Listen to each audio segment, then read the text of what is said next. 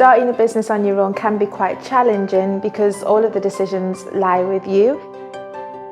You become so focused on your work and sometimes the balance just slightly rocks in the wrong direction. As entrepreneurs, a lot of people come from similar backgrounds and a lot of people have similar concerns when they start their business. I didn't have any experience and I really hardly had any money to start it up. So I was just thinking out of the box and seeing what was out there. The Business and IP Centre in London is really the start of a national rollout of business and IP centres throughout England. What we're doing is we're empowering people by giving them the knowledge that they need to make the right decisions. We've got one of the largest business and information collections in the entire UK with experienced staff on hand to help our customers use these resources. The centre actually proves that the library is not only for academics but also for business people and provides very high quality resources to help entrepreneurs. We've got keynote reports, Metail reports, which will enable them to do market research. We offer workshops, we offer one-to-one advice sessions. One that we attended and that was really useful was the one with the IP lawyer. We went there and learned how to protect our images and footage. People have come back and offered to speak at some of our events because they want to share the experience that they've had in the centre with other people.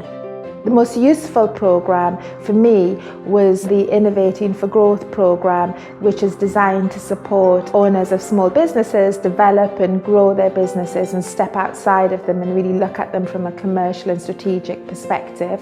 It's always a fantastic experience to meet other entrepreneurs, share information, share doubt and success. It is the most phenomenal programme and it's helped me strip down my business, which is what I really wanted to do. If you're not sure where to begin or just need someone to talk to about your idea, the BIPC is a great place to start.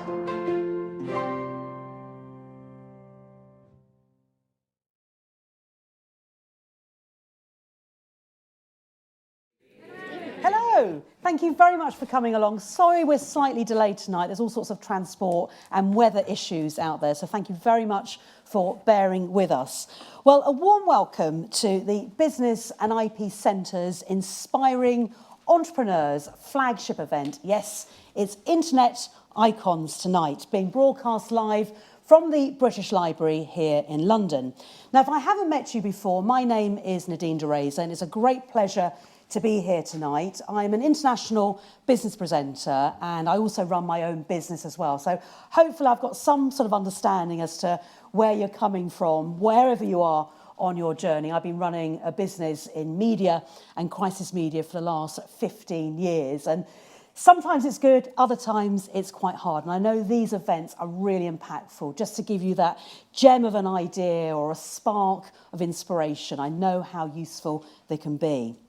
Now, I know some of you are already aware that the Business and IP Centre has a lot to offer, but for those that are not in the know, in a nutshell, basically the BIPC champions entrepreneurs and business owners from all walks of life, all communities, to help them start, grow successful businesses and also protect as well. The IP stands for intellectual property, if you didn't know that.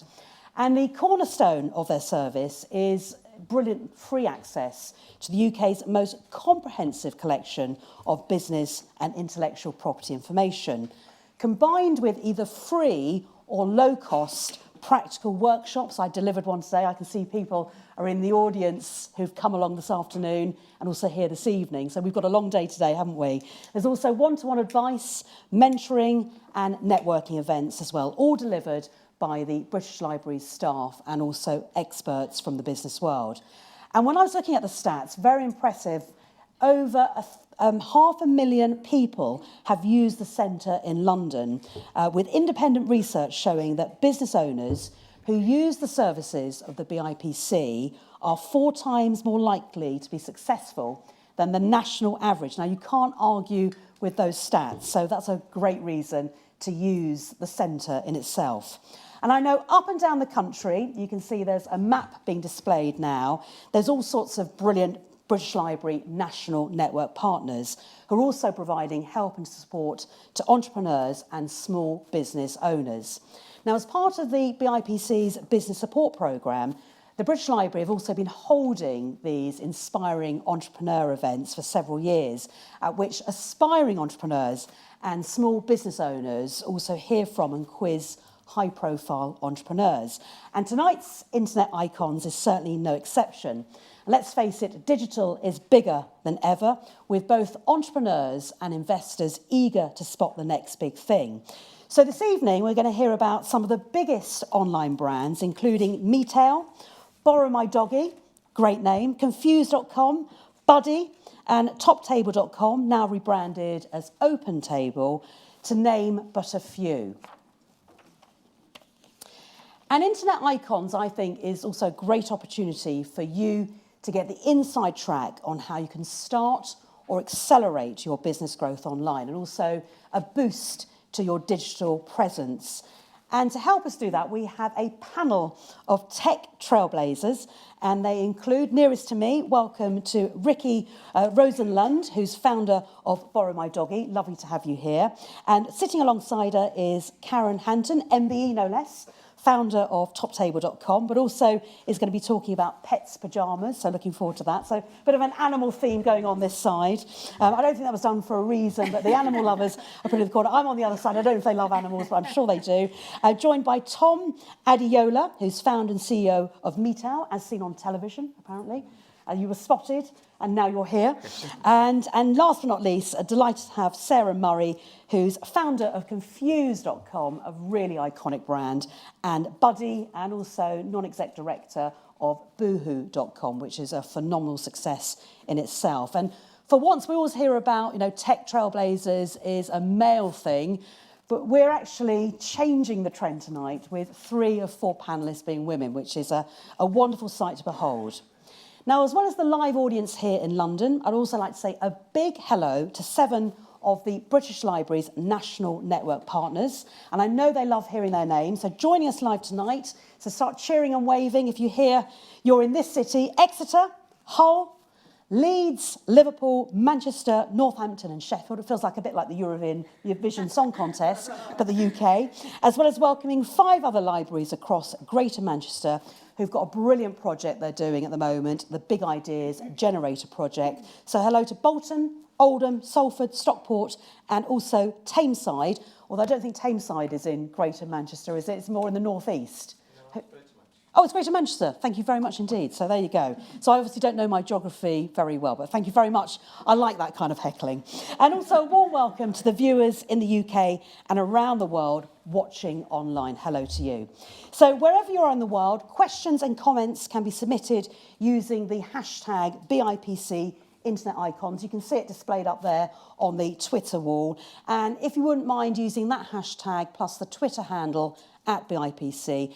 And let's see if we can trend again on Twitter. We've done it before. Great excitement in the room and the BIPC to have those stats the next day. So yes, we trended on Twitter. So start posting your questions and comments online now. And sitting on the front row, I've got a very good colleague, Claire, who's going to be monitoring the Twitter feed. And I'm going to go to Claire, who's from the BIPC from time to time, to see what's caught her eye, what questions and comments from the Twitter feed. So Claire will be a familiar voice in the audience later on. Very briefly, there are a couple of other things I'd like to draw your attention to that could be of interest to you. First up, we have a very special, inspiring entrepreneur show on March the 8th, which is a date some of you may recognise. It's to celebrate International Women's Day, which I'm chairing, so it'd be great to have your company too.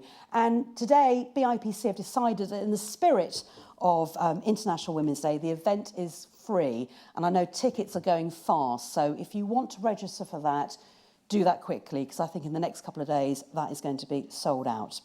And also I'd like to draw your attention to Innovating for Growth. I don't know if you remember it, it was mentioned on the welcome video.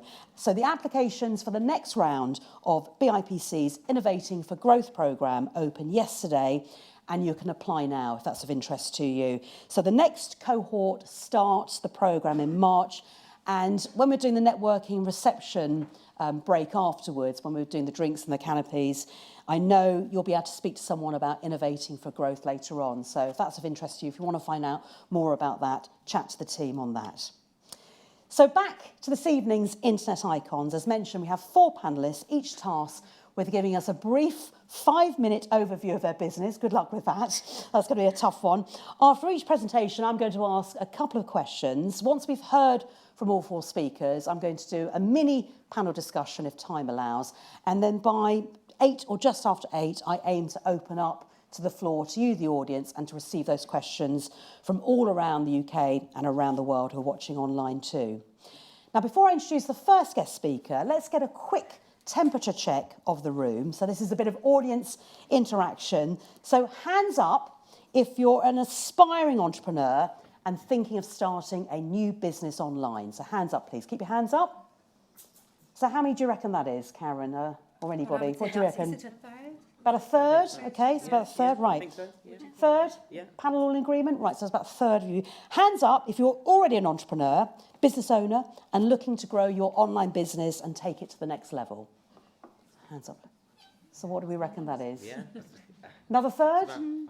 Or half. About a half, so a bit more, okay.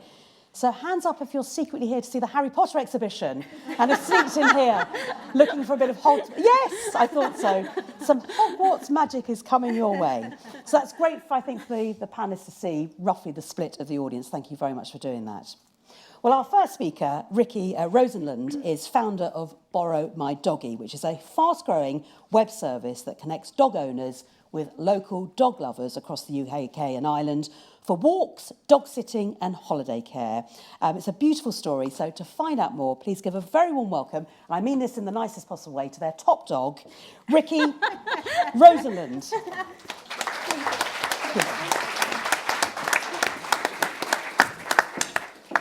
Thank you, and also thank you very much for the invite, for being here tonight. So, yes, indeed, BorrowMyDoggy, it's an online platform that connects dog owners with dog borrowers for walks, weekends, and holiday care. And the way it works is people sign up, and they create a profile, and they write a little bit about themselves or their dog, and then from there, they go in and search for local members, and first and foremost based on location, and then availability, and then they reach each other's profiles. And then once you've found someone that you would love to meet up with, well, then you subscribe and then you reach out. And then you meet and you greet. So BorrowMyDoggy, it's based upon building local communities around the shared love of dogs. So it's all about getting to know each other and even do house visits. And then from there, we get the loveliest stories. It's a subscription-based model, so people pay an annual subscription fee, and as part of it, we verify our members, we have insurance, and we have deadline. But the way it all started was I borrowed a very, very cute brown Labrador around 5 years ago, and we spent the entire day together. And I just remember thinking, why are people spending so much money on dog walkers or kennels, or leaving their dog home alone, when I would love to take care of a dog for free? And I thought there should be a website connecting people like me with local dog owners. And then the next thing I did was I told one of my friends about the idea. And he's quite experienced in the startup world. And he said, did you know that I think it's 60 to 70% of technology startup companies go bust in the first 3 to 4 years? So he said, before you start something, make sure that it's not just you who wants this platform, but there's actually other people who want it too. So he recommended I do something which is called the Lean Startup Machine, which I strongly recommend for the people who are thinking about starting out a business. So the way it works is, say, for instance, you are thinking about selling shoes online, and this is like 20 years ago, so nobody might be doing it yet. So what you could be doing is, obviously, you could go to Italy, you could find a shoe producer, you could go to the UK, find a distribution location, set up a website, integrate payment solutions, eventually start promoting your shoes via the site, and then from there hope that people would want to buy shoes online. The alternative way you can do it is you can run down to your local shoe shop, buy 15 pairs of shoes, take pictures of them, upload them on a website, And then if people want to buy them, then you just run down and buy that pair of shoes. And if they don't have it in that size that the person has ordered, then you can always say, I'm so sorry, we're out of stock. But that way you can actually test an idea within one weekend without giving up your job and spending a lot of money. And that's exactly what we did. We set up a landing page. We put up posters in Hampstead Heath. And then in a space of 3 days, we had 85 people who signed up. And what really surprised me was it was everything from like an old man down in Cornwall who just had an operation needing help with walking his dog to, there was a family there was a student who was living in a dorm now, missing her dogs at home. And then there was a family with a little girl who was begging for a dog, but she was still scared of them. So the family didn't want to have to get one to maybe have to give it up. And at that point, I just started crying because I've always wanted a dog. And I just thought, oh my gosh, not another little girl without a dog. We must help her. So it became a very personal mission that I had to match this family.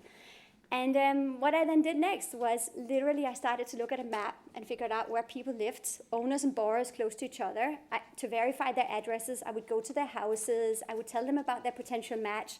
Eventually, I moved it online, as in I started to do Skype calls instead of doing visits to people's houses.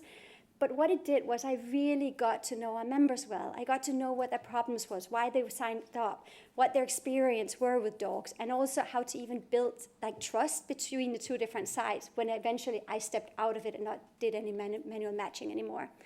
So, and then, it took 55 manual emails to do one match, so it was a lot of work. But at least whenever we built a website, we built it based on the exact kind of setups that I was doing manually. So we knew what we were doing more or less, and hence there was less risk in it. And again, what I can recommend is if before you start out, verify what members want or what your potential customers want.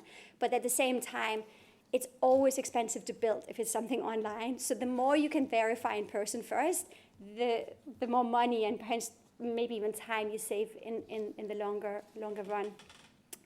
And then, after that, one of my friends, he tweeted about us, and eventually we had a big media hit, and then shortly after that, we had the BBC, the Daily Mail, and Independent contacting us. And then little by little, we just got thousands of members signing up, and then I went out and did fundraising.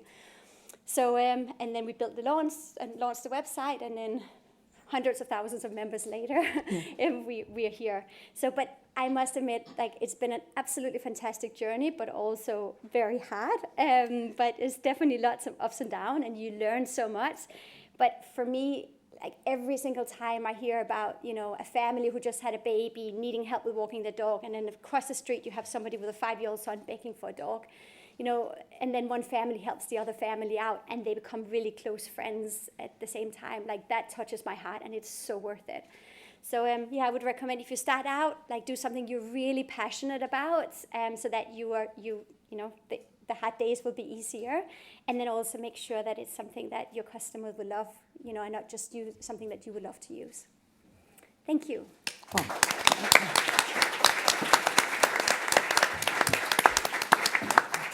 I think, Rikke, you said it in a nutshell, passion, and you could tell as you were describing your business, couldn't you, how passionate you were. And just looking at your website, I mean, it is very easy to look at, very friendly, and I love sort of all the terminology, whether it's marketing team, rather than marketing. We love the play on words. I think what's really interesting is how you've made marketing and media part of your overall business strategy. And it's very clear that you're the place to go, whether it's to provide comments and reactions to topical news announcements. So how much has having a different idea and the media picking up on it exploded your business from being a small player to a larger player? I think one of the first things that really helped us was the name BorrowMyDoggy, because people looked at it and they went, does it? Yes. You don't hardly have to explain what we do, right? It pretty much says it on the tin. And then from there, given that it was all about our community getting their stories, sharing their stories, we didn't have a website for the first 10 months. And from there, we were just literally building a relationship to our community. And it's been them who spread the word, and we're so thankful for that. So for us, figuring out marketing channels, but very much so just focusing on our community as much as we can has been essential for the business. So in terms of the community membership now, when did the business start from very small to suddenly getting big? I think it's been gradual. So when we first had, so when I went out with actually one of my friends for a drink, and she asked if she could tweet about or actually sign up, and I said yes, and we integrated this little beautiful button for Twitter, and then she actually hit it, and she has a massive following. So, and then a lot of people, saw the tweet, and then that's why we got an Emerald Street, which is an online magazine. And then we had 1,000 people signed up in the space of 24 hours. And then the day after, we got the BBC, the Daily Mail, and Independent. But even we were so thankful for getting that. But what we did was we said, hey, would you mind holding off? We're not ready to speak with the media yet. This is just a little idea still. And the media we found has been very understanding and super helpful along the way. And what we did was we built a good relationship to some of our first members, and we said, now we know your story, would you be okay with sharing it? So it's again, things that just kind of happen gradually, and I think we've kind of doubled year on year for most years. But obviously, because it is a marketplace, and marketplaces I think are some of the hardest to build because you require so many members, both owners and borrowers, and they have to live the same place and be available at the same time. So I think that's definitely an ongoing challenge that we have. But from there, the amount of word of mouth we get and just as a support from our community has been fantastic. And if you were starting up now, is there anything that you'd do differently as a result of it? So to cut out any of the key learnings or issues that you had that could have been avoided? Well, I think I have taken a while to kind of learn how to manage the difference between work and taking some downtime. I think that has been one of my hardest things because obviously for me, this is part of my life. It is such a big part. So I think even, once in a while I put my phone on airplane mode because otherwise I know I will be checking my emails all the time and get back to people as quick as I can, but I think, would you have changed that realistically? Yeah, but I do think it's healthy that you take a break once in a while, because once in a while when you take a break, whether it's one day or even sometimes 2 days getting away, I think you come back and you think clearer, versus if you're just working all the time, then at one point I find that I'm not as good at taking decisions. Exactly. Yeah. So I find that from a work perspective, obviously there's 1,000 things I would have done different, but I think name a couple. Well, being an entrepreneur, it means that you learn all the time, and you cannot be perfect at doing fundraising and marketing and legals and everything. And that's also why even what the business center can help out, and just finding all these different sources that can help guide you along the way. But yeah, would I... So on that, is that about finding people that complement the skill set that you have, rather than getting people in the team that are just another carbon copy of you? But have you actively gone out to find those skill sets that you didn't necessarily have?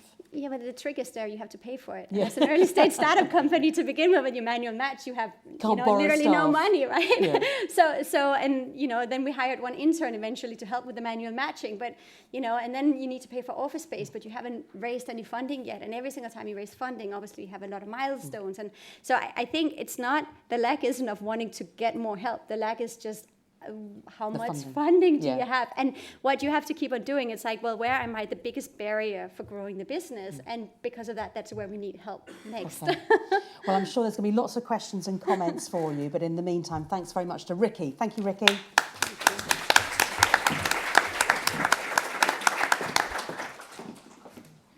So remember to keep your questions and comments coming in through the Twitter feed, so @BIPC, and also use the hashtag BIPC Internet Icons. Well, next up we have Karen Hanson, who MBE no less named as one of the top 100 people in the first decade of the internet. And Karen was the founder of TopTable.com. And as I mentioned earlier, TopTable has now rebranded as OpenTable. And at the time, and still is, billed as the UK's leading restaurant booking website, allowing diners to choose from around, the last time I looked was 5,000 restaurants. You'll probably tell me whether that figure is right or wrong, in 12 countries, in some of those iconic cities around the world as well. So to explain more, please give a very warm welcome to also the founder of Pets Pyjamas, and she's hot-footed it all the way from Silicon Roundabout. So please welcome Karen Hanson. Thank you, Karen. Hi everyone, there is a bit of a pet theme, and I know that we're here tonight to talk about digital businesses, but right before I did TopTable, I did a recruitment company. My original training and background was in HR for a big company. And I really enjoyed my job in HR, but I always had a little something within me that said I should work for myself. And I ended up doing a recruitment company called Mortimer and Spinks. I felt it was connected in some way to HR, the word recruitment figured. For those of you who know recruitment companies, it's a lot more about hard selling. And we started with a copy of the Yellow Pages and a Surfaced office and had to make 150 phone calls a day. So that was pretty hard work, and it was I think I was possibly rather naive at the time, thinking it would be a lot easier. The good thing is that I built that for 5 years. It was a great learning, although it was a bricks and mortar business. And it was right at the time when people started to talk about the internet. So it was the late 90s, perhaps 97, 98, that I sold Mortimer and Spinks to Harvey Nash, a public company. And I got quite interested. I'm not coming from at all a technical background, but of general interest. For those of you who were thinking about the internet and around in the late 90s, it was on everybody's lips. Everybody had an internet idea of some kind. And the thing that really interested me was that I could see Last Minute and Brent Hoberman and Martha Lane Fox, who were the poster children at the time, who had just launched lastminute.com. And lastminute.com was booking holidays and subsequently booked all sorts of things. But this got quite interesting. And one night around my kitchen table, I'm sure there was quite a lot of wine involved, and myself and a number of friends were talking about our internet ideas. And I got to thinking about whether there was something to be done in booking, but felt that possibly holidays, people only booked once a year. And just tried to think about what did people do more frequently than that possibly could be booked online. And that's how the idea for Top Table was born. And about a week later, after said chat around the kitchen table, I was sitting on a bus in Trafalgar Square, and the name Top Table came to me, and I felt that that would be a really, really good, simple to understand, does what it says on the tin, name for the business.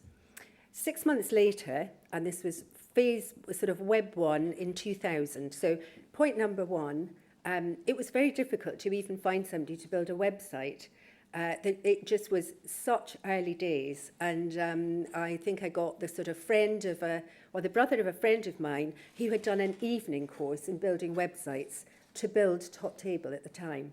So we were incredibly under-resourced, as Rikke says. That hasn't changed even in subsequent businesses. Bootstrapping has to carry on. But Top Table was 10 years start to finish, and I would say for the first 5 years, probably nobody involved in the internet knew what they were doing. We all had to obviously pretend we did, but we didn't. And it was 5 years in until broadband arrived, and we had no mobile, no social networks at that time. It was very much kind of PR and bricks and mortar marketing to promote the company. We actually had 8,000 restaurants at Top Table in the end in 14 countries. Online booking, and there was an American equivalent, Open Table, who some of you may use now to book, and I knew them very well. We were very much in contact. They used to come on sort of little darts to Europe to see who was doing what, and I got to know them very well, as quite often you do with somebody who acquires your company. It's quite unusual that you have no relationship and they acquire it from scratch. I knew them pretty well, and they had just made a public offering of Open Table, raised $100 million, and they literally turned up and said, look, we got the money to expand into Europe, and so we'd love to buy you, or alternatively, we can use the money to build against you. So 10 years later, I was pretty ready to pass it on to a new owner. So the incredible thing is that only about, we had to do a year's due diligence, and this is something that you're not really prepared for when you sell something. You think once you've made a deal, it's going to happen quite quickly. That took a whole year for them to look over the company and decide that it was worthy of their purchase. So I sold that, and then having promised myself that I would never put myself through that again, because it's a bittersweet experience doing a business. Only a few months later, I decided, like Rikke, that I could see something happening in the pet world and set up the current business, Pets Pyjamas. So I went for a fun name rather than BorrowMyDoggy doing what it says on the tin. Pets Pyjamas is 5 years old now. And what we do is we specialise in dog-friendly travel, because we all know that pets have become much more humanised and true members of the family, and people want to take them with them as often as they can. So what we've done is created a vertical travel business where we cover, well, we have literally thousands of properties, from, you know, castles in Scotland to glamping in Norfolk to I don't know, you know, a kind of a shepherd's hut on the Isle of Wight.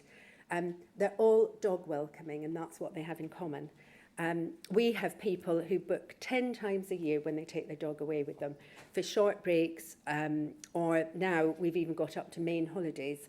I think staycationing is going to be the real thing of the future. And so Pets Pyjamas is the #1 for dog-friendly travel. And what I thought I'd do is sort of finish my individual slot with a few things that I thought I might share with you. Some of you who haven't done a business yet, and some of you who are entrepreneurs already, that you could probably give me some advice. So I would say everything takes much, much longer than you think. And what I find is, with some budding entrepreneurs of today that I kind of coach and mentor, is that they have expectations of building a business in a couple or 3 years. Great, be delighted if it takes you less, but it takes a very long time to build something and build a brand that has value that you can then sell on. Quite often, the way you think you'll make money and monetize your business doesn't end up like that in the end. You start off thinking one thing, but nuggets of gold appear as you go along. So you can end up with an entirely different form of making money. Even though it appears like everything has been done, it actually hasn't. And a lot of things that were done in like Web 1, 20 years ago almost, are ready to be reinvented again, as they will be many, many times, I'm sure.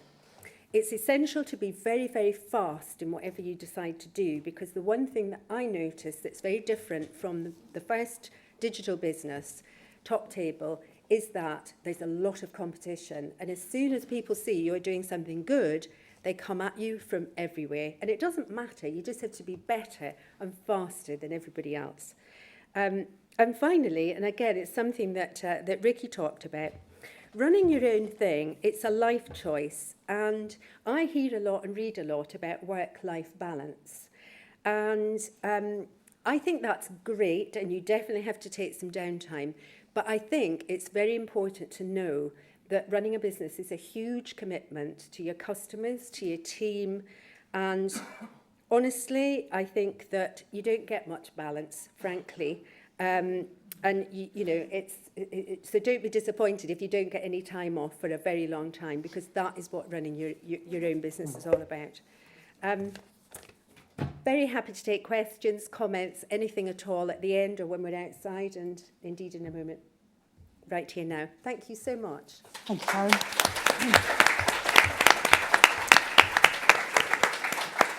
Thank you very much, Karen. It's interesting what you said when the internet was first around. You know, people were making up as they went along, but now it's more competitive. So what's your sense of digital skills in the UK at the moment, where we're at? Are we making the most of the digital opportunities? And you're in Silicon Roundabout, so hopefully you've got your finger on the pulse there. Yes, yeah. Well, no, I mean, there's no doubt about it. That I think the UK, first of all, the UK is the most adoptive of the internet. So we have a massive internet penetration. So everybody in the UK is using the internet to transact, to buy stuff, and so on. So it's an excellent, you know, it's an excellent place to be starting digital businesses. And I really think now that, even in terms of, you talked about fundraising, Rikke, that kind of VCs, there's a very active VC community here now, because truthfully, I think the Brits are very creative. And when you say VC, venture capital, people who lend money. Yeah, lend money, and there's an appetite there for it. They don't worry about another bubble bursting. Oh, I'm sure they do everywhere, always. Yes. But it used to be that the real venture money was in Silicon Valley, but there's now a really active community. And no, I think the UK. Massively important in digital, and lots of hubs around the country. It's not just London. You've got Dundee, you've got Leeds, you've got Manchester. So it's a nationwide thing. Absolutely. Well, also coming from Aberdeen yourself, that you have to mention Scotland, otherwise they'll never forgive you. And you talk about the UK being much more open, maybe fertile to digital ideas. I know when I've chaired e-commerce conferences around Europe, the Nordic countries, the UK are the ones that seem to be more accepting of doing everything online and going digital, being digital native. So if people are thinking of exporting their business or going into international markets, what markets do you think tend to be easier? I don't know if there is such thing as easier. Yeah, I mean, well, you've got kind of like, for example, this is sort of slightly topic specific in our area, but I mean, I just kind of like, for example, was absolutely amazed, been looking at some stats in Russia and the massive internet use in Russia.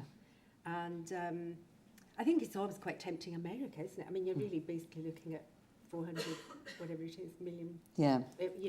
So I really think, I think it's just global, isn't it? I think mobile, we haven't really mentioned mobile very much, but I think that's something that would be quite interesting to the people in the audience, that kind of like, I think anything almost now that's built has to be mobile first. So it depends very much which countries are really mobile users as well to look at. And how is the impact of the mobile technology and mobiles being ubiquitous and using it for shopping or whatever else we want to transact on, whether it's a phone or an iPad, or there are plenty of other brands out there as well, apart from Apple, of course, I have to say. So, how has that changed the way we do business as well? Because do you need to be sort of multi-present everywhere, that idea of being, or omnipresent? I think you need to be, you need to I mean, we see, when we look at stats, even in the 5 years that's doing the pet business, I mean, mobile use has way outstripped now, and it's a line like this, way outstripped tablet, definitely desktop.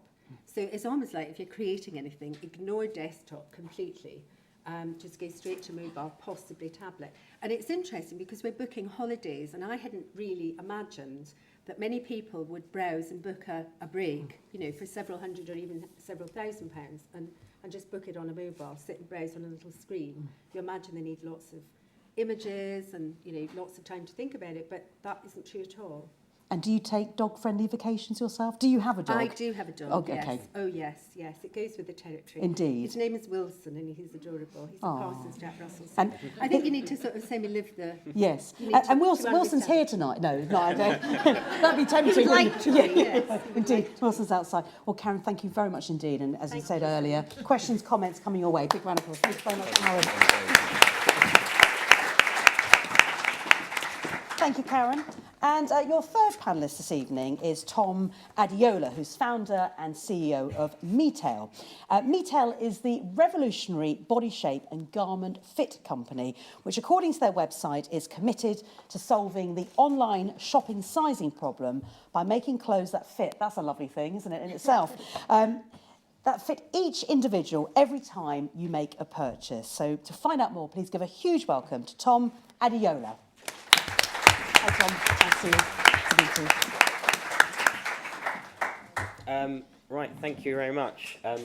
It's quite interesting because I've actually got a link to each of the panellists, having not known who was going to be on the panel at the beginning.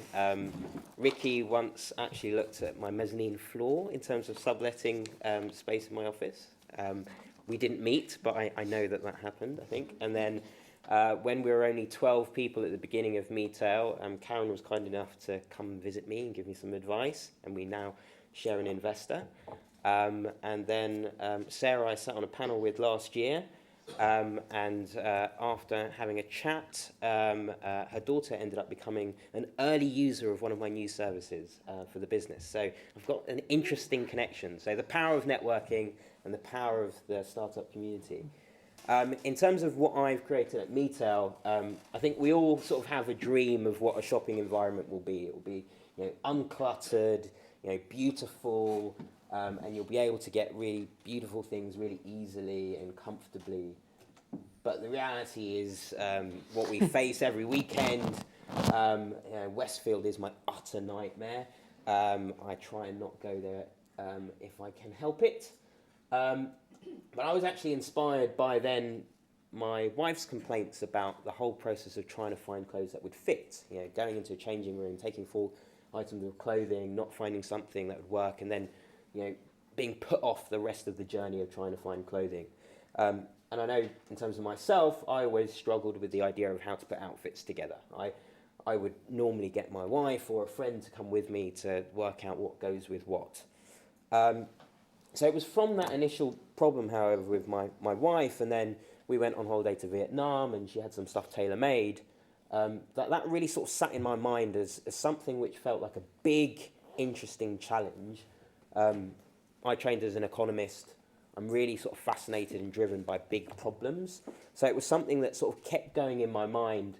And then it was a case, actually, quite strangely, of seeing how technology was used around art, which gave me the idea that there was a way of solving that in an interesting way. So I actually went up to meet a professor at Cambridge University called Professor Roberto Cipolla, who showed me a lot of his research work in going from photos of Anthony Gormley statues to 3D accurate models. It turned out that I was there the week after Brent Hoberman had gone in to see him, and Brent Hoberman ended up going to create MyDeco, which was about trying to think about 3D furniture and putting that in pictures of your bedroom. And I went on to create something in the human side and clothes. I'm still going, MyDeco isn't.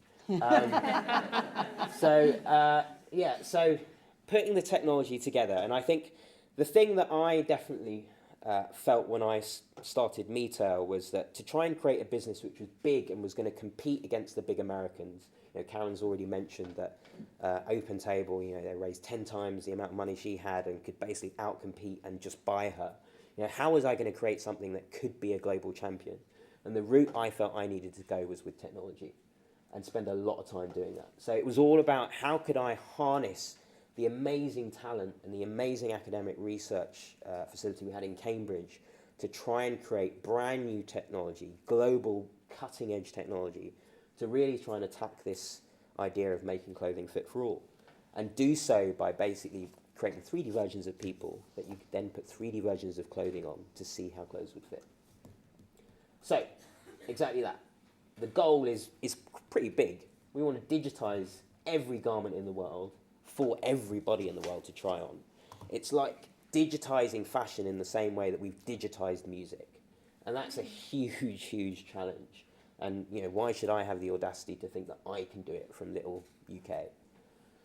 And what we're about trying to do and how we try to go about it is really think hard about how we can drive efficiencies, create experiences, and generate insights in a way which really helps and aids the industry. We spent a lot of time really getting into the industry. I had no fashion experience. When they tell you to start a business, they normally tell you to start in a field that you know something about or have a connection to. I had none.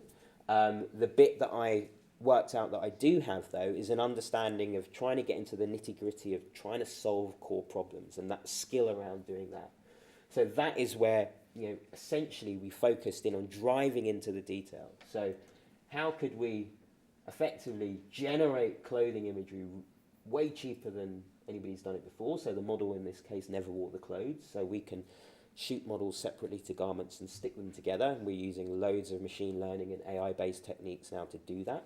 The power of AI is constantly surprising me week in, week out. We've been able to do something in 4 weeks that we thought it was going to take 2 years to do. We are also aiming to basically generate greater engagement through people being able to engage with a 3D version of themselves and bring the fun factor back into shopping again.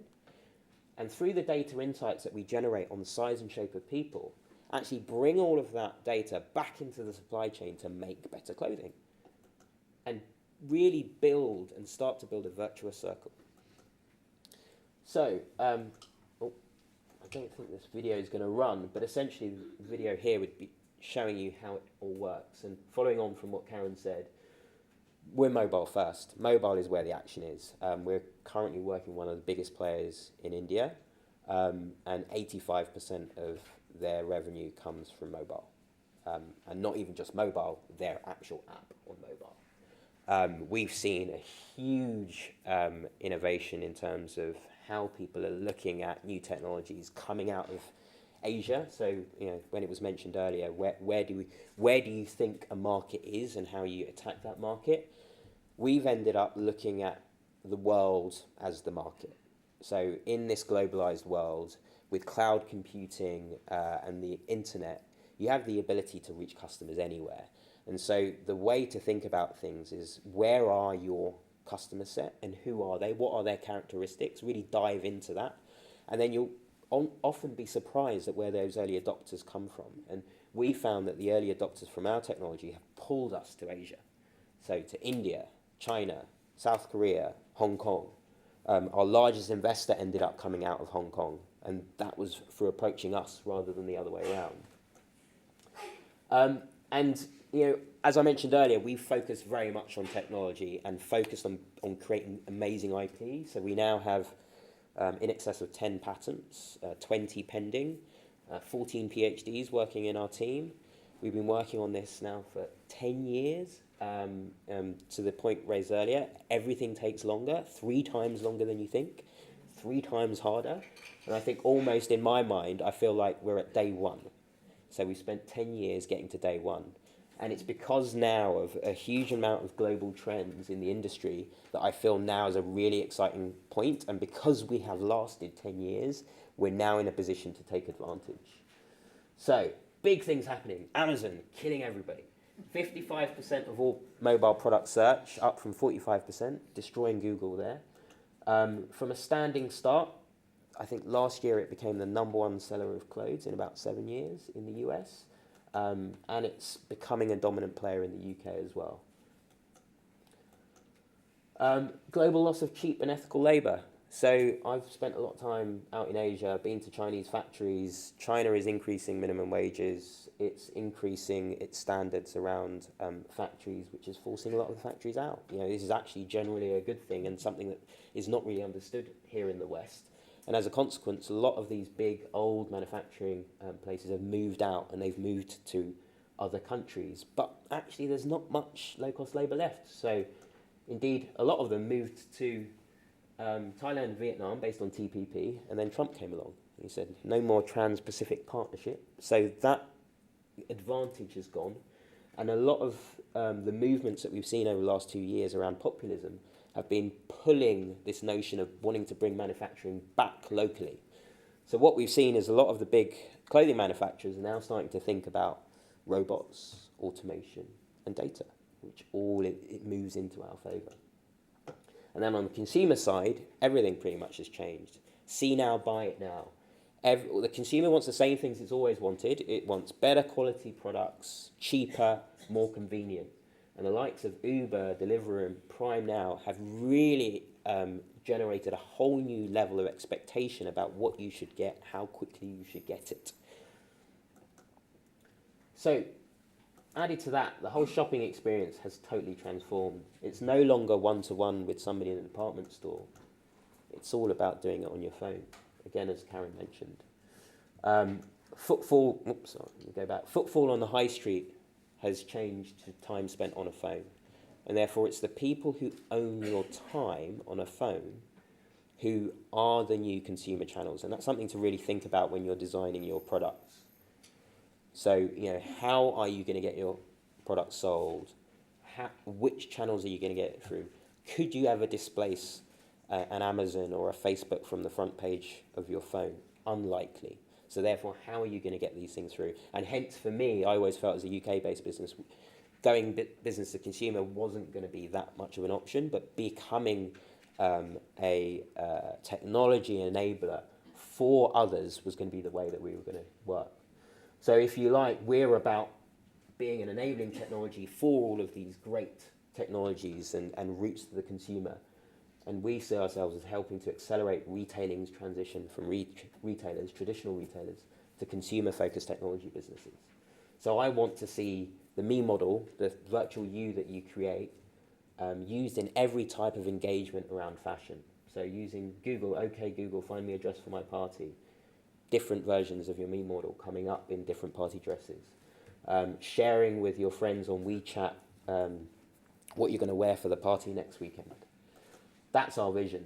And ultimately, we're looking at driving the inevitable innovation, which will become your ability to get made-to-measure clothes at ready-to-wear prices. And that's something we're actively working on this year, again in collaboration with our largest investor, who's one of the biggest clothing manufacturers in the world. So that's us. We're already starting globally. We've had over 7.7 million me models created. We've got lots of big strategic partners. We are now actively working with 3 of the top 10 global e-tailers in the world, predominantly from out in Asia. And it's an exciting time for us. And it's an exciting time because there's so much change happening. And I think when you're creating a business, look for areas and industries where there is a lot of change happening, because that is a time where people then are looking for new technologies and looking for something to do something different. When industries are quite stable, it's really hard to generate consumer change. So that's me. Thank you. Tom.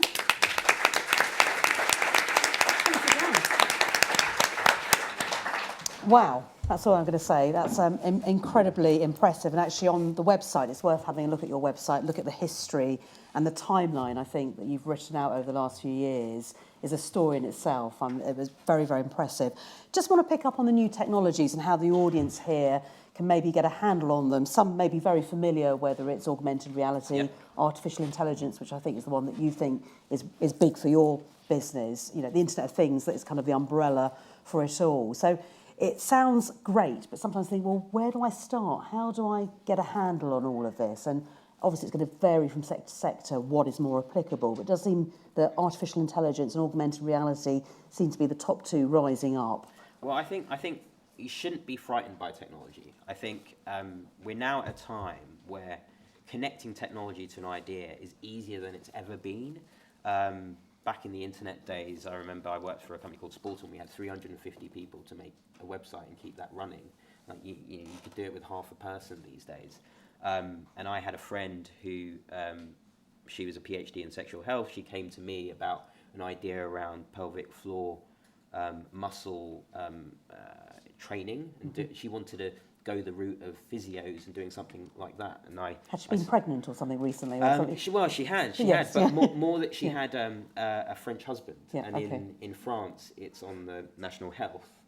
Basically rebuilding the pelvic floor post-birth, but not in the UK. So she was thinking about doing something around training, and I said, no, think about technology. She had no technology background, but she started talking to people, trying to get an idea of what different types of technologies could come together, networking her way to finding experts in those fields. And then she ended up building a fantastic business around it, which I've been fortunate enough to be on the board of. It's won several design awards. She's got numerous patents. She won lots of grant funding from the government. And I think she sort of broke through that barrier of fear around technology. And I think that's what it's about. Find somebody else. Find that sort of technology partner you can work with. And educate yourself about it as well. Okay. Just picking up on the IP, the intellectual property, you mentioned you've got 10 patents, 20 pending. Obviously, in your case and everybody's case, intellectual property is incredibly important. But how easy was it to get the IP on something that you've designed, and how easy is it to get it to stick so people abide by those rules, particularly as you've gone to Asia, really, which notoriously, the amount of people I've interviewed in before have said, quite derogatory things about Chinese manufacturers and stealing the IP. Obviously not my view, but I've heard it even from politicians accusing countries like that. But you've I think gone out there and got it. I'm sort of quite contrarian. I find it quite difficult thinking about patent policy because I don't agree with it. So I don't agree with the sort of sense of patents, but it's a game you have to play. So the way that we've thought about patents, and we were lucky enough to meet a great strategic lawyer who did DeepMind and ARM's patent strategy. So he talked us through how to think about it and said, well, don't think about patents in terms of what you think is novel and thinking about your local country. Think about where you're going and what's going to happen in the end game. So, and on that basis, think about key territories that you need to lay bombs in, if you like, and lay your markers down. So for us, it was US, Europe, and China. And then think not just about what you would do, but what would your key competitors do? What would Amazon do? What would Google do? And therefore think about building a patent landscape around that. So actually, in terms of building out patents, that ends up being a very costly exercise, which is related to, in our case, 10, 15 years in the future. We were only just granted a patent last month, which we filed in 2011. So that's a long period.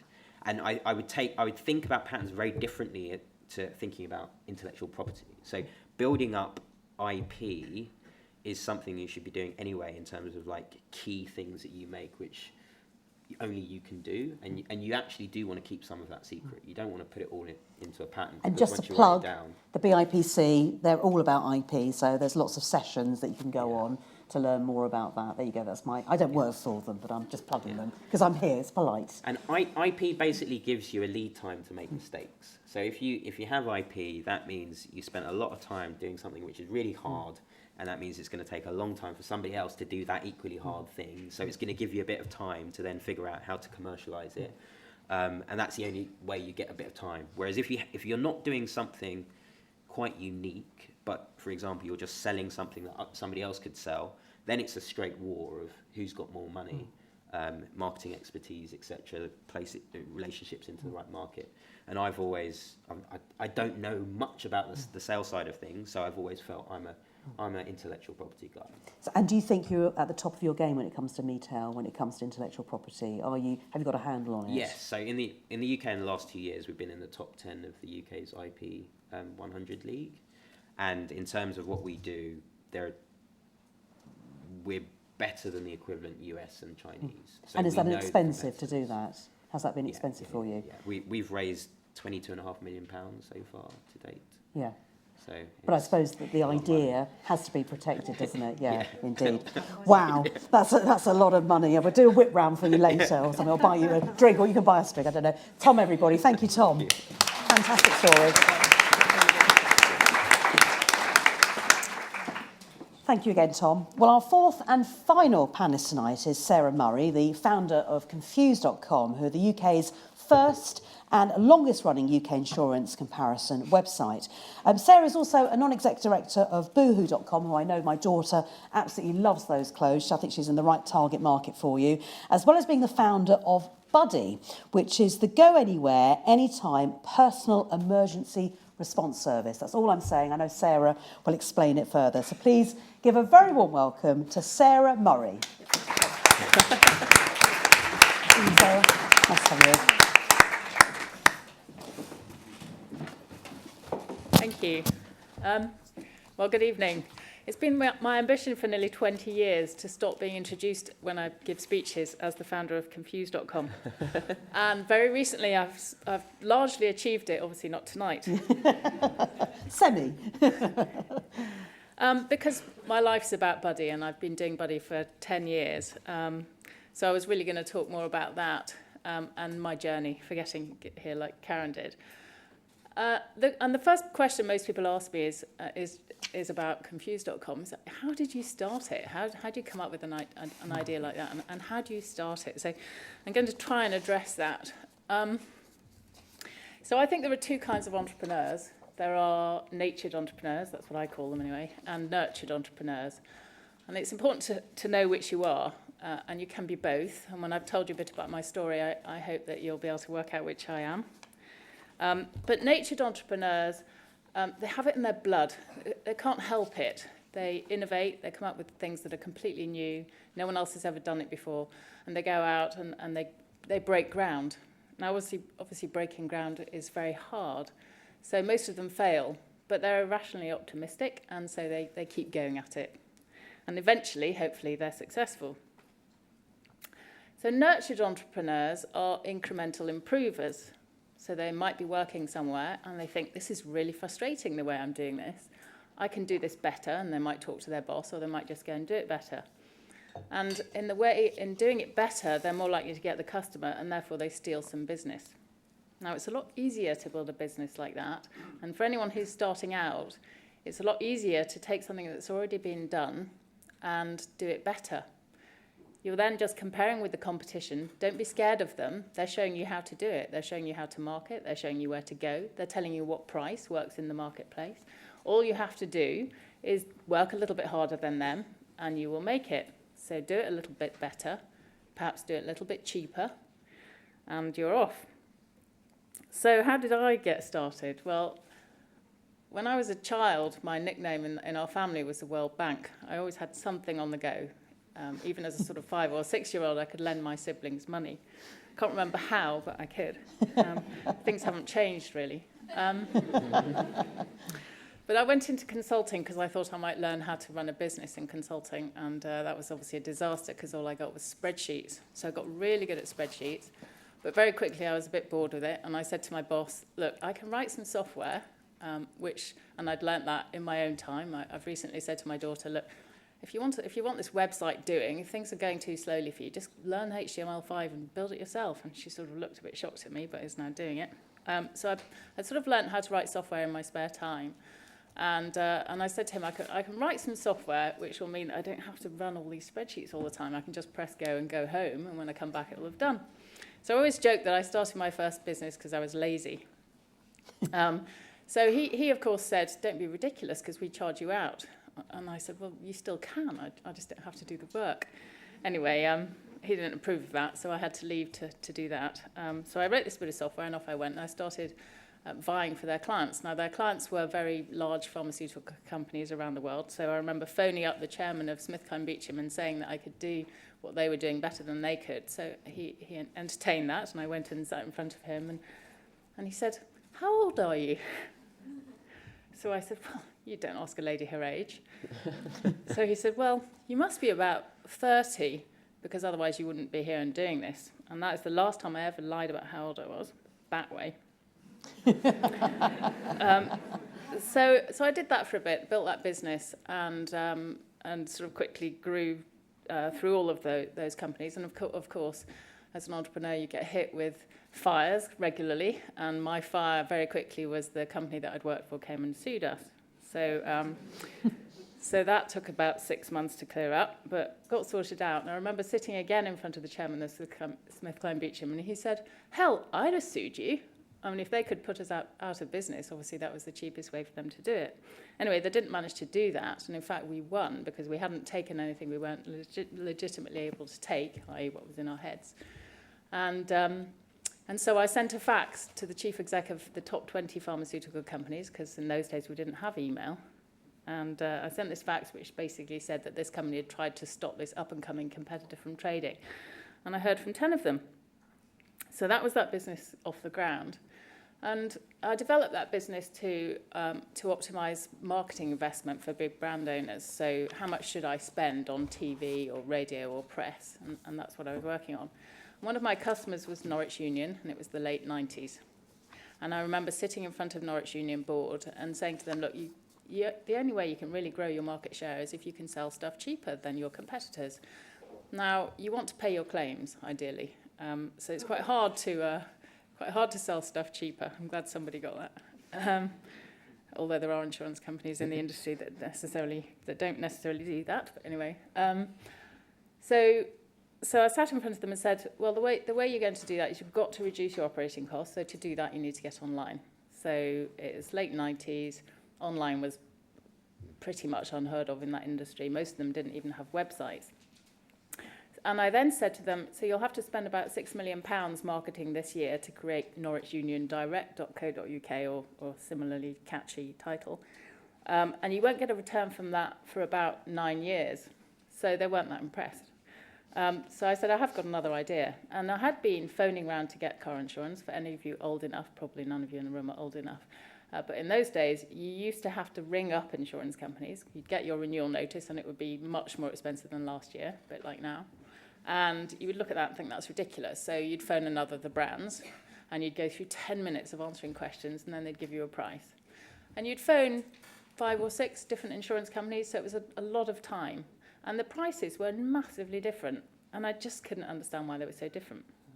So I said, what you need to do, get 6 insurance companies to spend the £6 million between them, £1 million each. All of them can afford that. You'll create a market, and the consumers can put their data in once and get all these different answers. Now, this is all regular stuff nowadays, but in those days, this was completely, don't be ridiculous. We don't want consumers to understand the pricing. Price transparency was unheard of, so they basically threw me out of the room. So I thought, well, I'll just start it as a little thing on the side of my other company. Anyway, very quickly, it took off, as you can imagine. So went out very, very quickly into television, actually, possibly a little bit early. But television is a quite a cheap way of reaching large audiences. So advertised that you could get multiple quotes. And people came and started buying, and the rest is history. So that was Confused.com, and that was the first of the price-transparent marketplaces in the UK. So I did that for a few years, and had a lot of engineers working for me who would. I remember the difference between that and companies before. I'd go down and say, "Can you just change that colour on the website?" And when I'd been in big companies, they'd sort of said, "Oh yeah, I can do that by September," and my guys would kind of look at their watch. And that's really important. So that ability to be flexible and to change stuff there and then, even though you've got huge quality processes and stuff, is a really important thing to keep doing. But after doing this for a bit, I found myself at dinner parties with people sitting next to me, asking where they could get car insurance from. And I thought, I've really got to change this. It's not a good strategy for dating. So I have to get out of this business. So I basically sold that business, and I found myself in my early 30s thinking, okay, I can retire. I could play some golf, or I don't know what people do when they're retired. Chatted to all my friends. None of them were retired. They were all still working. So I had nobody to play with. My daughter wasn't really interested in playing with me by then either. She'd gone off to boarding school and got to that age where she had more interesting things to do. So I thought, well, what shall I do now? So after 6 months of twiddling my thumbs, I was really thinking about ideas and thinking about how you use the internet. And I remembered an incident with my daughter when she was very small, where I'd done what many parents do in the supermarket, turn round, she's not there. So it's that heart-stopping moment, utter panic, and I was right at the checkout. So, of course, the checkout lady was going to solve this for me. So I said, my daughter's gone, to the checkout lady, who looked totally shocked at me, as though she'd eaten her or something. And the security guard stepped forward. I don't know where he came from, just was right in front of me. He said, "Don't worry, madam, we'll sweep the shop. You go and stand at the exit of the car park and look in the back of the cars as they leave." Obviously, that completely... Anyway, I totally ignored him, ran screaming down the shop, and found her in a few minutes. But that wasn't, that was an unforgettable moment. And it made me think, okay, modern technology, why can't I give my daughter something which means I can find her whenever I need to? Well, the Americans will have invented it. So I went off to buy it, but couldn't find it. So had I known what I know now, I wouldn't have dreamt of it. But I just thought, I'll make one. Why not? So that's how I started Buddy. So my aim when I set off to start Buddy was to make a GPS tracker small enough for a child to carry. That was it. So I met engineers, I hired engineers. I wouldn't recommend starting something that means making an expensive item as your first business, because you get it wrong a lot of times, and it costs a lot of money. Hence, start something someone else has done as your first one. But I talked to these engineers who said, oh yeah, ground plane for GSM antenna, this big. No problem, we can make you one this big. No, that won't do. It has to be small enough. And it was my absolute determination and focus and telling them, okay, you might be the experts, but I need it to do this. And sticking to that clear objective, that meant that I was able to put a product on the market in 2008, which was significantly smaller than anyone else's, significantly longer battery life than anyone else's, etc. So that led me into the business that I've got now, which is not quite where I expected it to be. In fact, we don't sell any GPS tracking devices to children at all. So the other thing is you need to build a business plan, and you have to build a business plan to demonstrate to investors that you can build a business plan. They need to know that you understand what a business plan is. What's my product going to be? What does my market look like? How big is it? If I do well in it, how much money will I make for you as an investor? They need to see that information. Following that, you ignore it, basically, and you build the business with your absolute determination, which is to make a product that people love and want to use. And if they love and want to use it, and you can sell it to them in a way that they can afford it, you've got a business. So it might not fit a business plan. You might not know what to call it. Am I a hardware business? Am I a digital business, software business? Am I in justice? Am I in health? Am I in care? I really have no idea. But I know that all of our consumers and our customers love what we do. So about 90% of our business is now a justice market, and I'll come back to that. And about 10% is currently in the sort of health or care sector. So we won a National Health Service contract to deliver a type 2 diabetes prevention solution. And we also make these, which are, if you know anybody who sort of is concerned about falling, who lives alone, so if in the event that they fall, there's nobody there to pick them up, they just wear this and they can ask for help. Or I'll just turn it off to make sure help doesn't arrive. Who will come for you? Although if they fall over, it automatically alerts. And so this is something we sell around the world. So the market that we are in is a market that I really didn't expect to get in, which is the justice market. I'll just tell you a very quick anecdote. So when you're building your business plan, imagine me and this story, because this could never have gone in my business plan. So if I'm on an aeroplane going to see a government customer in Australia, and the airplane's a very early stage A380 and a very poor pilot doesn't quite put enough fuel in. So we're heading over to Australia, and the pilot comes on and he says, unfortunately, we're not going to make it to Sydney, but we're just about to make it to Brisbane, so we'll all be okay. So we get to Brisbane, but that's all very well because my meeting's in Sydney. So I then hop on a plane to Sydney, which makes me late for my meeting. So the airline are totally embarrassed, and this driver's standing there waiting for me to take me to the hotel, he thinks. And I said, no, actually, I have to go straight to my meeting. Oh, right, okay. Where's your meeting? It's in a prison. Okay. So he drives me to this prison, and I get out of the car, and I get my suitcase out, and I walk into this prison, and he says, well, hang on a minute, where do you want me to wait? Because obviously I'll take you back to your hotel. No, that's fine, actually. I've got a lift. So there I find myself getting off an aeroplane and walking into this prison with my suitcase, and I'll never forget that guy's face watching me. So I've done a few other things. I sat on the board of Innovate UK for 6 years, and I'm on the WHO board, as has been mentioned. A council member of Imperial College. I do lots of things, which is that classic, if you want something done, give it to a busy person. I don't recommend taking too many things on when you're starting your business. You've heard just how hard it is. But as soon as you get started, suddenly everyone will, well, you're not working at the moment, so you can do this for me and do that for me. And you have to be really tough about saying, actually, no, I'm more snowed than I've ever been in my life. And I just wanted to give you a couple of tips that if people had said to me at the beginning, I mean, I kind of did them by nature, but if people had said them to me, I'd thought about it, might have helped me a bit. So the first is share your ideas. So I can't tell you how many times people have come up to me and said, oh, Sarah, I've got this great idea. Okay, what is it? I can't tell you. Okay, every time you share your idea, it gets refined, it gets improved. You hear yourself say it, and you hear what people have to say in response to that. Which makes your idea much better. But the other thing you get, because we're Brits, right, most of us, and so we're very, oh, that won't work. No one will buy that. Everybody's very negative. That one idea, people will say, oh, that must exist. Can't believe that doesn't exist. Now that's the one to do. Secondly, cash is king, and you'll have heard it a million times, but cash is king for a reason. The only reason your business will fail is if you run out of cash. There is no other reason. Because if you make every mistake on the book, but you've got cash still, you carry on going and you adapt. So don't spend the cash.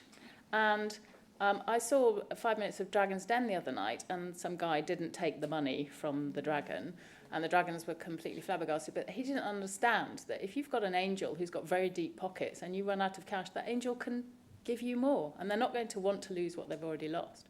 So they're going to want to give you more to keep you going. So if you've got a couple of angels to choose from, and that's how you start to raise your money, you use EIS. If you don't know about it, look it up. And you take money from angel investors, get the angel with the deep pockets. And then thirdly, find your markets. So you're all really lucky compared to when we started. I mean, not Rikke, but when Karen and I started, internet was very young. Now, everybody has it. It's everywhere. You don't have to be stuck in the UK market. And you may find that a lot of other markets are an awful lot more attractive for your product or your solution or your idea. So don't just think about here. Think about what it is you want to do. Think about the consumer who wants it, and then find out which are the markets around the world, and particularly the Commonwealth ones, which are obvious ones. It's so much easier to get things going in Australia and New Zealand and Canada than it is in the UK, in many, many different industries. So find out the right market, investigate that, and go for that. So I think that's probably about it. Thank you, Sarah.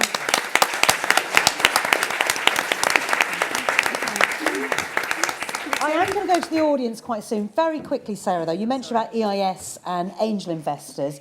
What are your thoughts on using crowdfunding campaigns and websites to fund your business idea?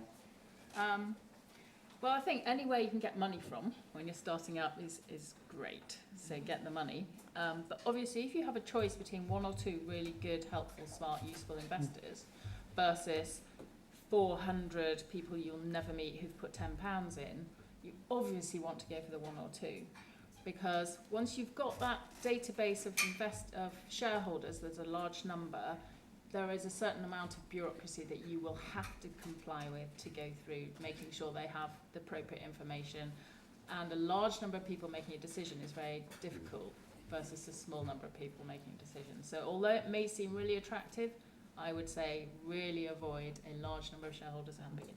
And is your World Bank open to offers as well, open to funding people beyond your siblings? Well, I did get lots of requests. Yes, I can imagine. Indeed. I think we'll read between the lines there.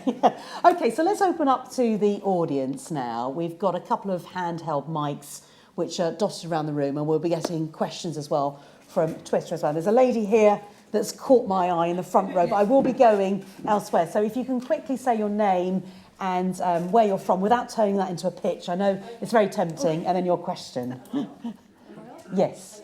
I'm Emma Hammett. I run First Aid for Life, onlinefirstaid.com and firstaidforpets.net. And so I've got lots of things I'd love to link up with you after. That would be great.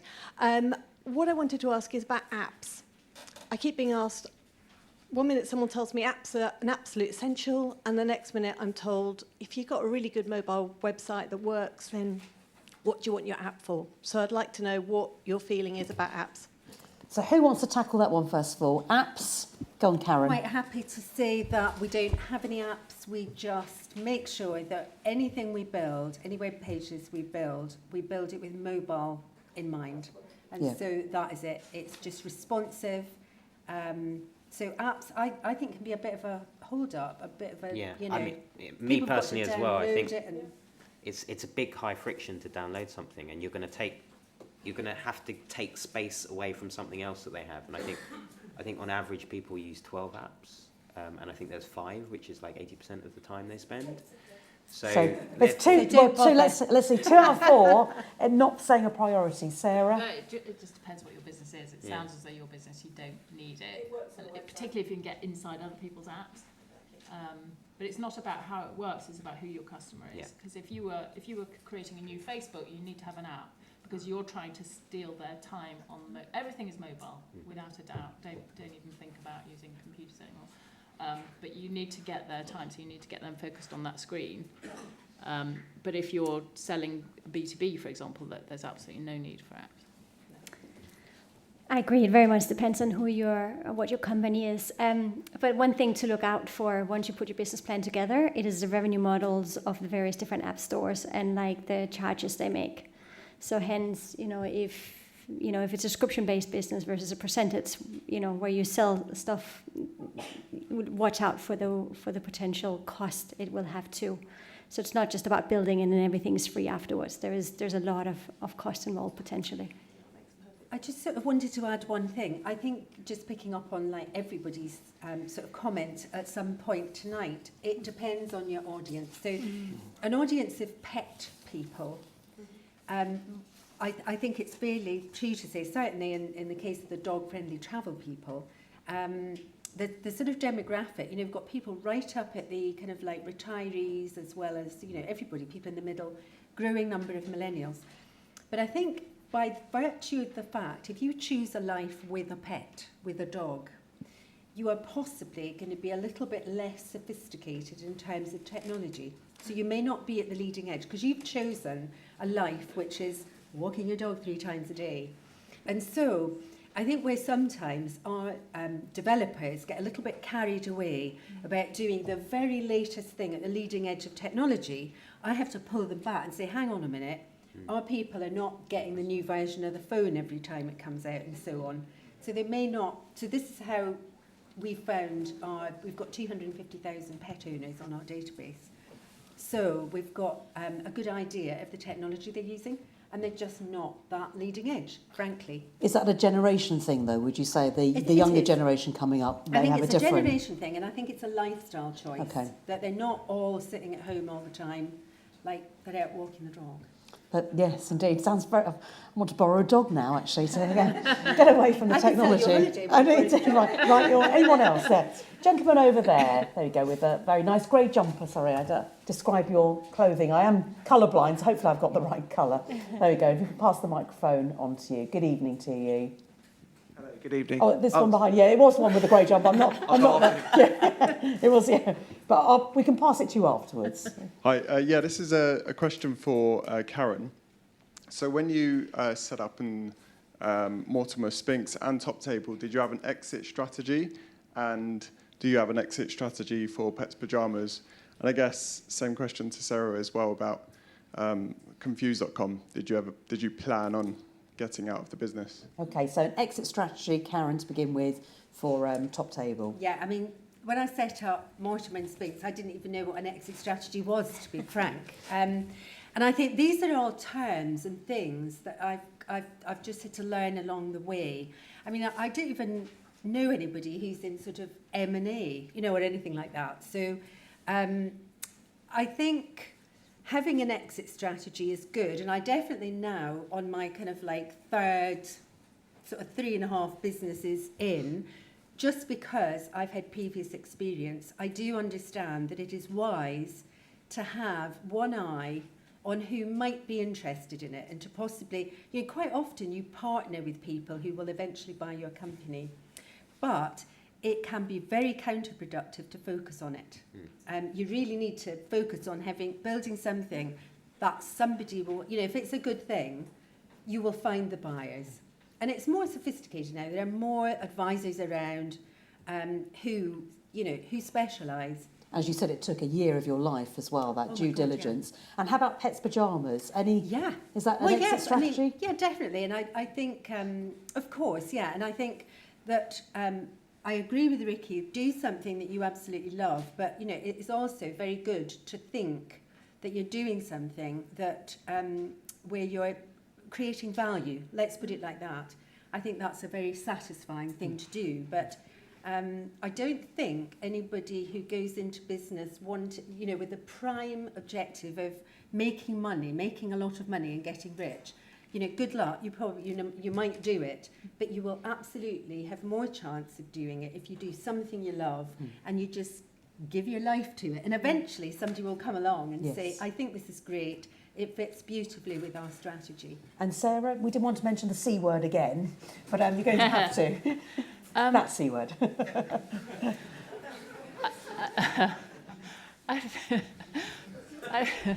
Sorry. I know. You can take me anywhere. She wants to talk about children, obviously. I think exit strategy is a very modern term, and I think it's actually really detrimental to business. So you want to grow a business that is valuable, and you want to, as Karen said, have half a mind towards, if I were to sell my business, who might be interested in it? So I don't make it very difficult for them if they wanted to buy it. But it's something that is investor-led and VC-led, and that, you know, those guys don't make a lot of money long-term, which is why, unless there's an awful lot of money floating around the market, the VC sector doesn't get a lot. So the most successful investor of our generation is Warren Buffett by a country mile, and he said you treat businesses like property. You know, you don't think, oh, if I buy this house I can sell it later. You buy the house because you love the house, and you buy the house and you develop it, and it goes up in value. Start your business with an aim to pass it to your grandchildren, and that will be a much better business. And imagine if you could take out a very significant dividend from your business every year instead of selling it. You won't find yourself, having sold your business for however much you decided to sell for, thinking, what do I do with that money? Oh, I now give it to a fund manager who's 12 years old, who's going to invest it in lots of other businesses that I have no real knowledge about. So the best thing you can possibly do is build a generational business. Yeah, that sounds really good advice. If you could pass the microphone on as a good neighbour. Thank you. It's your turn now. Hello, my name's Manny. I'm a doctor in the NHS. I just wanted to ask you, to the panel generally, how essential is it, if you're creating an internet-based business, that you should have IT background yourself? And if not, such as myself, and I've created, and I've got somebody on board to help me create an internet-based platform, do you think, are you, what are your thoughts on outsourcing technology offshore to save costs? Okay, well, let's start with Tom, actually, so you can have an answer. Obviously, you said you're an economist by background. Well, I then started consulting, yeah. Obviously. I actually worked at 5 different startups in my career before I started my own. I was always a strategy guy, never really the techie, but I knew enough about tech to be a bit dangerous. So I think that's almost the bit that you do want to know enough that you understand how big a problem is and how the shape of it, so that you can understand who you then need to get together to try and solve a problem. And then I think, you know, I've been quite fortunate in that I've met great technical people and been able to track them into my problem to help solve it. So I've got an incredible CTO in my business. He's a CTO with a business brain, so he covers both sides, and all of my tech guys are based in Cambridge, so they're not even in my London office, and he basically manages that office, and we've got an incredible bunch of people there, and they treat the business like it's their business. So all of my staff have had the ability to invest in the business at every stage, so a third of my company have actually got their own skin in the game in the business. And consequently, I feel like we're all trying to solve the same problem, and we're bringing different skill sets together.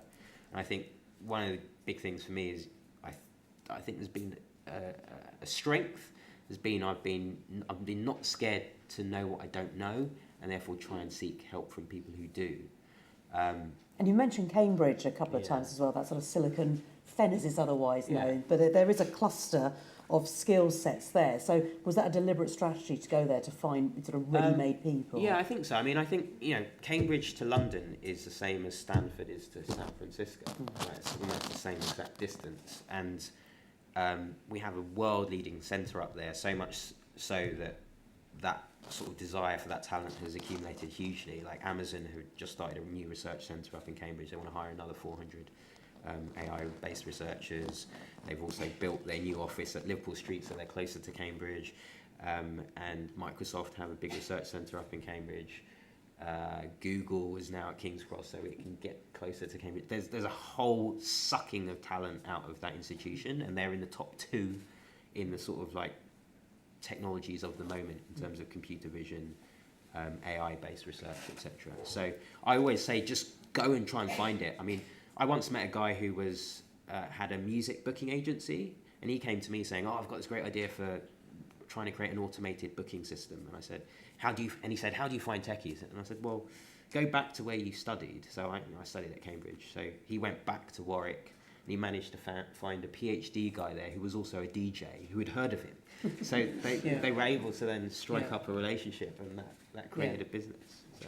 Yeah, no, I just wanted to say there, just building on what Tom has said, that one thing that makes it hard now to find good people is that you're up against now, like all the big guys who are just hiring hundreds and thousands of people. Yeah, and they've got the brand name as well. And they've got the brand and the bean bags and and they've got a bigger table football than you've got. Inflatable chairs that puncture. Exactly, and they've got mega big buck salaries and all of that. So have you found it a bit more competitive to hire? I mean, I guess one of the things I did early, like when I was only me in the business, I actually took the strange decision to, having met Professor Roberto Cipolla, to actually co-fund one of his PhD students. So that was one of the first bit of money I spent.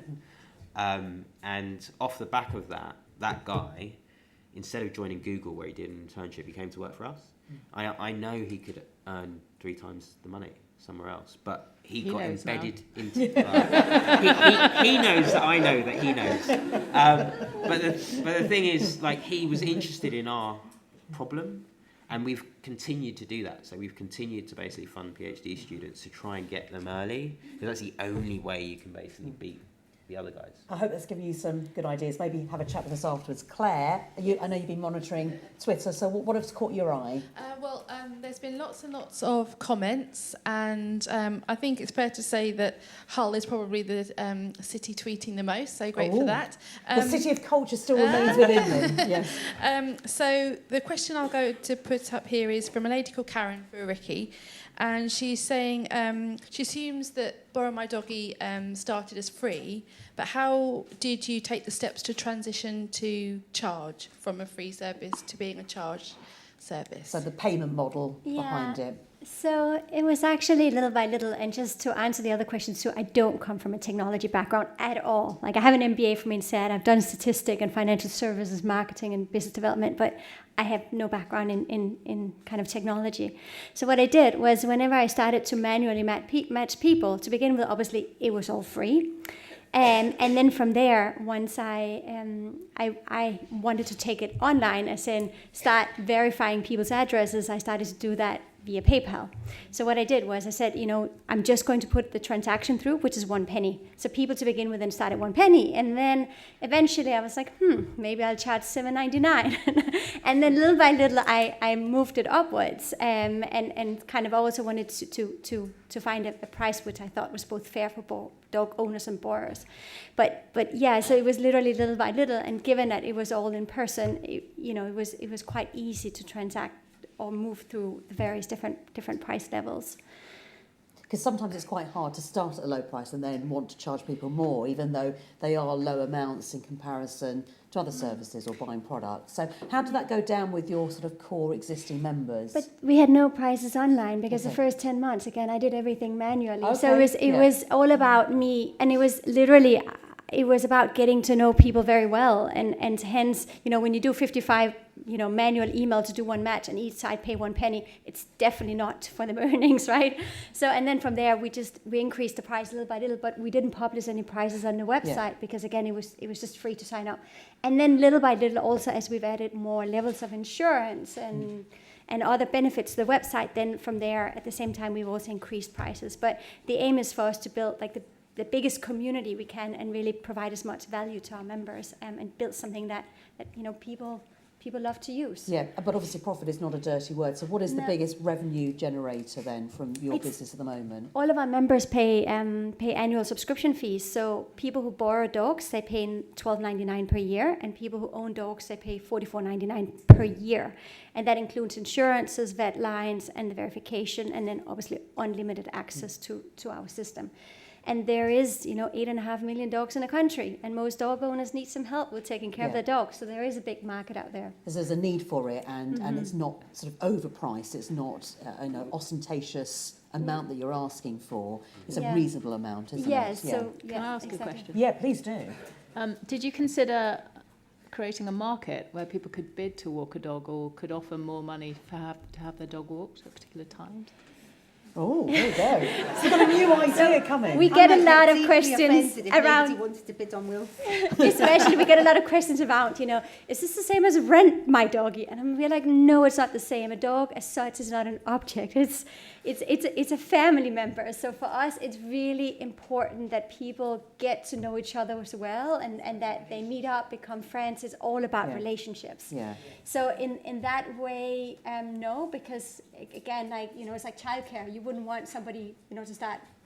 I would Beating on your baby. Exactly. You would want to meet and greet and make sure that your child gets the best possible treatment. And it's so they always won't a pay family year. member. They won't pay year 2 potentially because they'll already. Huh? Yeah. They might not pay year 2 because they've already met. Well, hence, only 25% of dog owners in the UK have their own dog insurance. So one of the things we add on to all of our community is access to a 24/7 vet line. Even dog owners can use it at any time, but also both owners and borrowers both covered by third-party liability insurance and medical care. So there's a big opportunity there to go after the dog line. Yeah, indeed. Yeah, very good. Any other questions caught your eye? Well, there was one picking up from Hull that I mentioned, and one picking up with Sarah, just to maybe explain a little bit about what EIS is, please. Yeah, EIS. Yeah, it amazes me that people don't know about it. So CDIS, anyone who's starting up must know about CDIS. I've got a claim to fame about that. So, I'll tell you in a minute. So CDIS, you can raise £150,000 into your business, and your investors, that's the maximum that you can raise. So you divide that between whichever investors want it. They can take as much or as little of it as they want. So you might get one investor who gives you £150,000. They basically can't lose that money if they're a high rate taxpayer. So if I invest £100,000 into your business under a CDIS scheme, I can immediately claim back something like 40% of that amount of money. And if you lose all my money for me, because your business falls over, I can claim the rest and claim the tax back on it. So I think the most I can lose is about 1.5%. And then EIS is the same, but the tax that you can claw back is much lower, and the amounts that you can invest are much higher. But I was on the Treasury's patient capital review recently and pushed very hard on the EIS side, and so the caps are all being raised. So we have the Chancellor listened, and that's fantastic. So your business can raise very significant amounts of money now under EIS schemes, and investors can invest very significant amounts of money each year. There is a lifetime cap and there's an annual cap, etc. But there are plenty to get your business going, and they're similar. I invest £100,000 or £500,000 under EIS. I can claim 20% back straight away, and then the other benefit of both of the schemes is when you make lots and lots of money out of your business with your exit strategy, you sell the business. There's no capital gains tax. So they're fantastic schemes, and really I encourage you, if you're talking to anyone about investing in your business, you can say to them, for your first 150k, get CDIS approval, seis.gov.uk probably, that would be my guess. Get the approval and say to the investor, you basically can't lose your money, so why wouldn't you? Yeah, wise words. I think, you got very excited. All I was saying, I originally raised my first money, friends, family and fools money. So literally an aunt, a school friend, a university friend, an old boss and a random guy I met at the top of the gherkin who 6 years later joined the business and is now my CFO.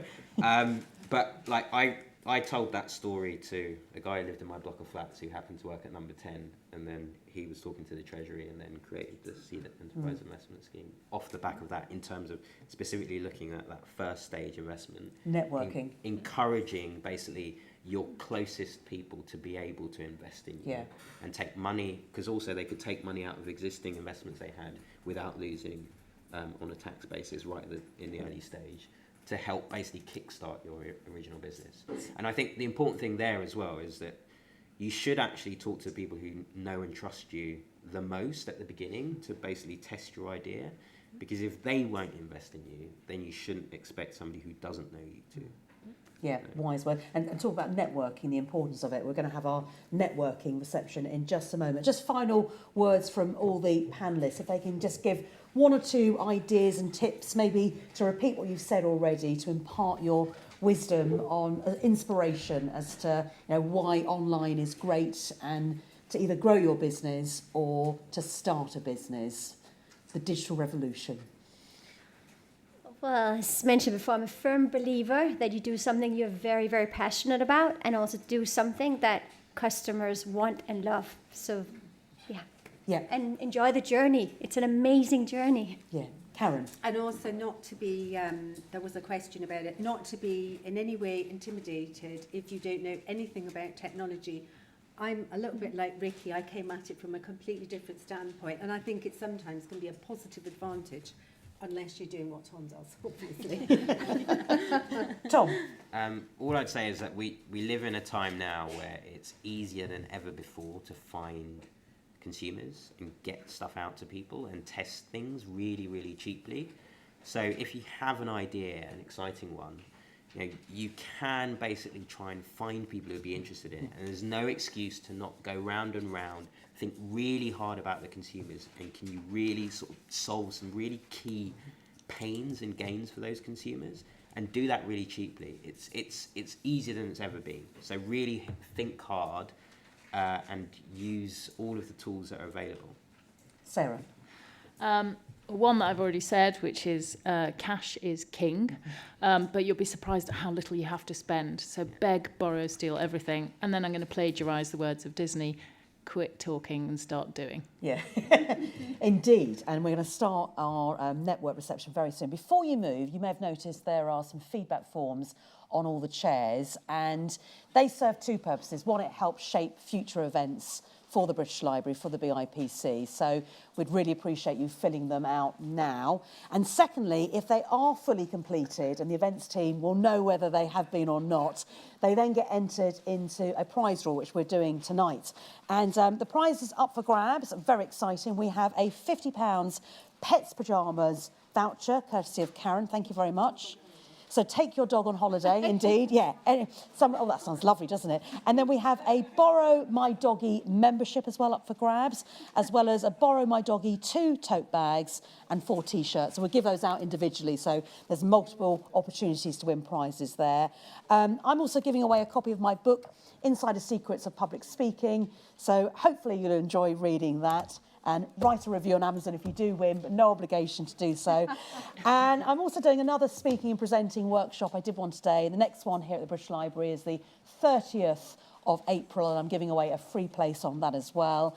And if that wasn't enough, we have a place on Grow Online's Marketing Masterclass. So that prize draw will take place very, very soon indeed. Do remember to fully complete your forms in, as I said, hand them into the events team. When we're done here, I'm going to get the team to quickly go into their green room so they can refresh themselves before they talk to you, but they will come out and have a chat with you afterwards. But I want you to thank very much indeed Rikke Rosenlund, Karen Hanson, Tom Adeola and Sara Murray. Big round of applause, please, for our panellists. Thank you.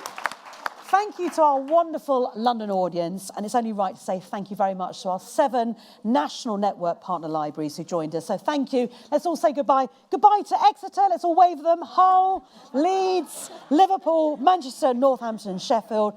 And thank you to 5 libraries across Greater Manchester. I can confirm Tameside is in Greater Manchester. Yay! And also Bolton, Oldham, Salford, Stockford for their Big Ideas Generator project. And thank you to Worcester and everybody from Australia to Zanzibar and all the other countries that have been listening to tonight. So just to remind you, our Inspiring Entrepreneurs for Women's International Day, March the 8th.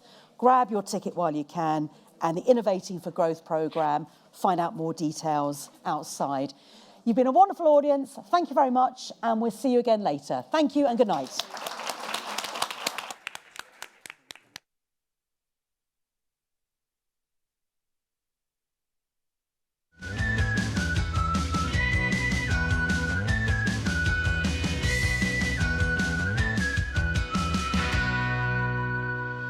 Wow.